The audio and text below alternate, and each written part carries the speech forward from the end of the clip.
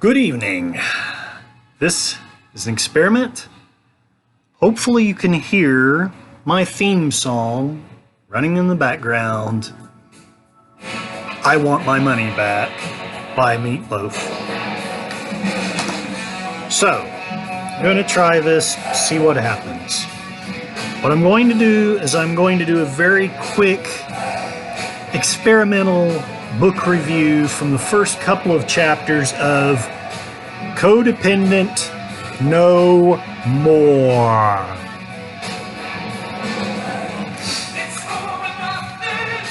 Now, I want you to pay attention to some of these lyrics because I really think that they apply to how the codependent feels.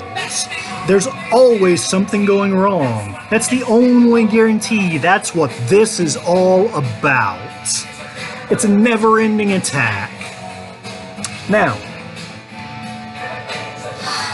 this book by Melody Beatty was one of the seminal works on codependency.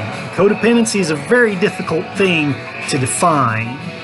Most people either don't know what it is or they misunderstand what it is.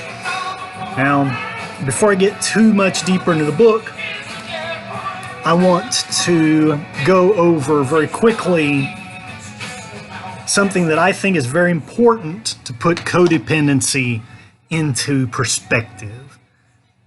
The 7 Habits of Highly Effective People. I'm not going to review that right now, but Stephen Covey, does a wonderful job with explaining that first you have to be independent, then you can be interdependent. But life is better with other people, but only if the people are independent. Codependency is a sick, almost a satanic perversion of interdependency. It's two unhealthy people who are dependent on each other, in part for survival, but mainly to keep feeding that Cthulhic, destructive, dark needs of the alcoholic or the sexaholic or the drug addict or whatever the thing may be. I'll be very quick on this. My ex pretty much had a strange dependency on religious paranoia, religious fundamentalism in an unhealthy sense. I'm going to try to keep this somewhat short. All I've read so far is the first couple of chapters. All she does in that point is to describe what her life was like, first as an alcoholic, and then after she recovered, how her life was as the victimized spouse of an alcoholic. This is what the classical codependent is someone who basically is enabling someone with a profound problem. It's enabling them to keep that problem rather than have to go seek help. So,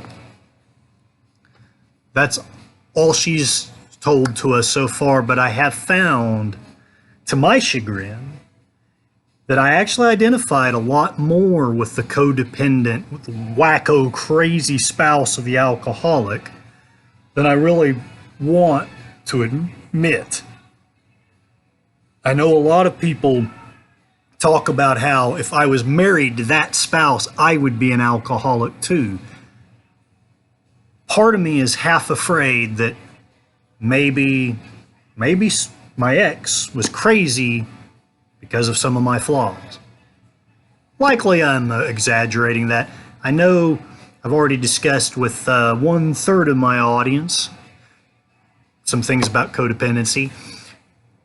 Again, this is mainly just an experiment, not really getting much accomplished here, but please like it if you do, post comments if you wish, and please let me know what you think, how I can do better, and what books you would like me to review in the future. Thank you very much.